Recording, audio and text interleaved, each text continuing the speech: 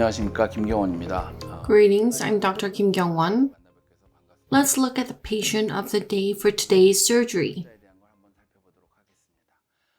This is a 65-year-old male patient. Actually, I've introduced this patient previously.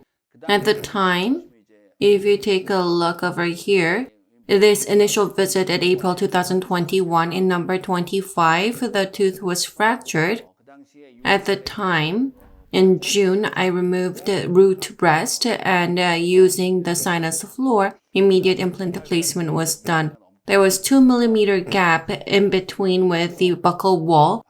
a-oss was used to do socket graft. You can see that final prosthesis has been delivered in October 2021. In January 2022, the patient came in complaining of the upper right premolar area, number 15. There was gingival swelling and pus. The two teeth were connected as bridge. If you take a closer look at the periapical image, there was periapical abscess. Number 15 and 16, they were connected in a bridge form, therefore there was no mobility. If you look at CT, buccal wall is completely destroyed and there's a bit of destruction in the palatal side as well. In the case of this patient, the patient did have diabetes, but it was under control. In number 25 and 16, I removed the bridge, and on the other side, in the case of number 25, immediate implant placement was done and a-oss graft was used for socket graft. In this case, buccal wall was completely destroyed. Therefore, a-oss collagen and OSSTEM was used for socket preservation, and in number 15, implant was to be placed using OneGuide. This is CT at the time of patient visit in January. In number 15, buccal wall is completely destroyed. Along with apical lesion, palatal wall is destroyed. So there's a very little wall left. It is difficult to do immediate implant placement in this case because the buccal wall is completely gone. Socket preservation was planned. The bridge was removed. Number 6, number 5, endodontic treatment was not done.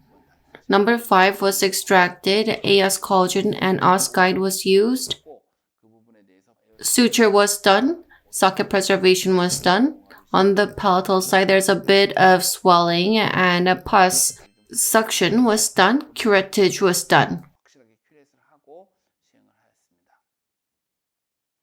I did not do the endodontic treatment myself, my colleague did, therefore the x-ray follow-up is not well reflected here. This is intraoral image after 1 month since socket preservation. This is 4 months after socket preservation, and number 16 endodontic treatment was done, crown was delivered.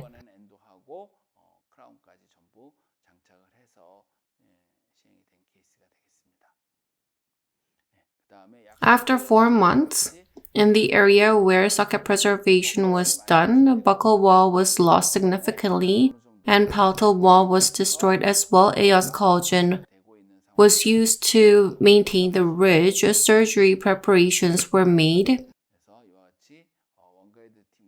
After consulting with OneGuide team, TS3 soy implant was to be used because there was a very little buccal wall left.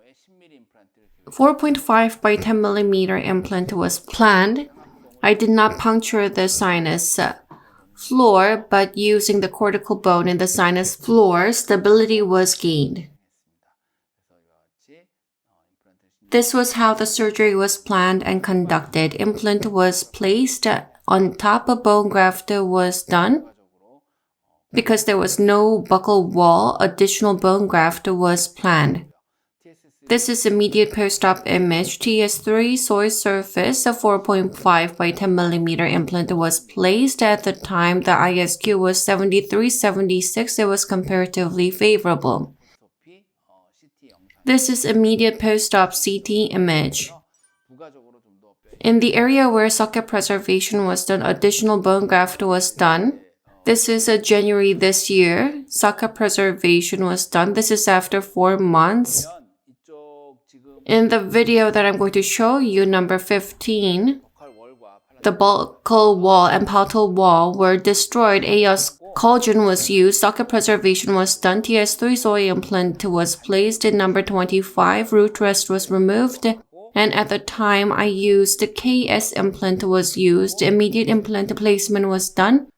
And for the socket gap, a-oss allogenic bone was used for bone graft. The two sides look similar, but actually they're quite different, and they're in contrast with each other. Prosthesis has been delivered to number 15. ER-type prosthesis was delivered. A-oss collagen socket preservation was done. Additional bone graft was done, but you can see that bone graft material is not fully consolidated. It is well maintained. In the case of number 25, it's been about 1 year and 1 month since surgery, and as mentioned, immediate implant placement was done. And in the socket gap, allogenic bone was used for bone graft, and you can see that buccal bone is well maintained even after 1 year and 1 month, and you can see that there has been no major problem. Now I'm going to show you the surgical clip.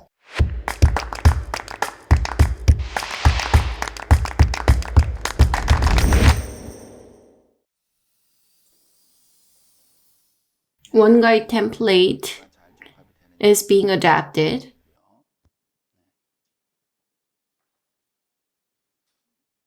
Tissue punch is used to remove the mucosa.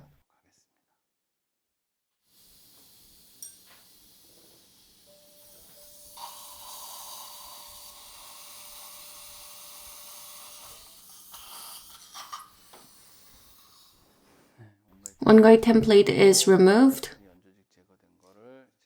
Soft tissue is fully removed. OneGuide template is adapted once again.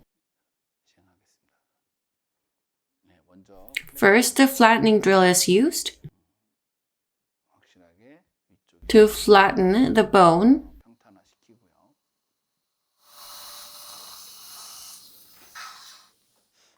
I've used a soft initial drill.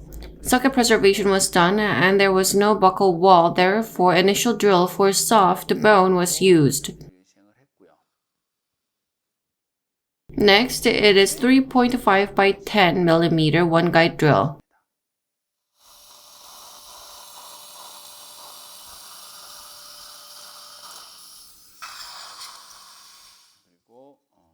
The bone was still soft, therefore 4.0 by 10 mm drill was used as final drill.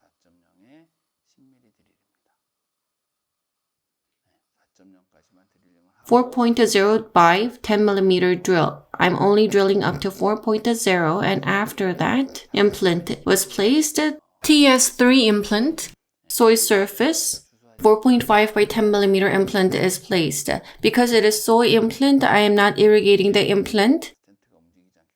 I'm using engine by 80%. I'm making sure that the stent does not move. A hand wrench is used to get the final position. Primary stability is over 30 Newton centimeter. I'm checking the final position. The depth control is done.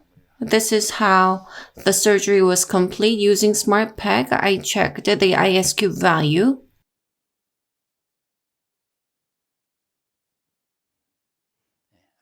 ISQ value was 73 and 76 because after drilling was done, it was quite favorable. In order to do additional bone graft, I made minor incision on the buccal side. Because this is an area where socket preservation was done, in order to maintain buccal wall, you need to sufficiently graft a-oss. Therefore, on the buccal side, flap was slightly elevated. Before doing bone graft, I'm connecting healing abutment.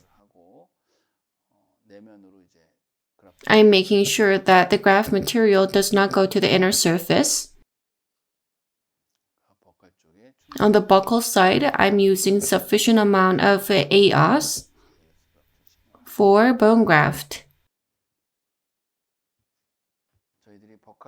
Because we want to be sure that the buccal wall will be maintained, OSSGuide is used, membrane is covered.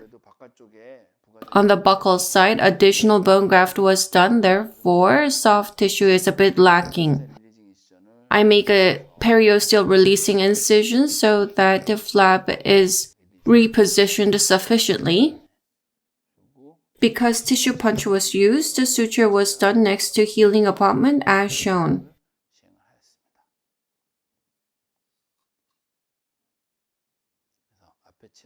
Mesial tooth was used for anchor suture. Flap was pulled. This was how suture was done. The surgery itself, it was not really problematic because I used OneGuide before extraction. There were severe destruction of buccal wall and there were destructions in the palatal side as well. a-oss collagen was used for socket preservation. In order to make buccal wall more staunch, a-oss was used for additional bone graft. That was how the case was closed. As shown, it's quite different. It's stark contrast from the other side. On the other side, there was still buccal wall and root rest was removed. Immediate implant placement was done. Allogenic bone was used to fill the gap.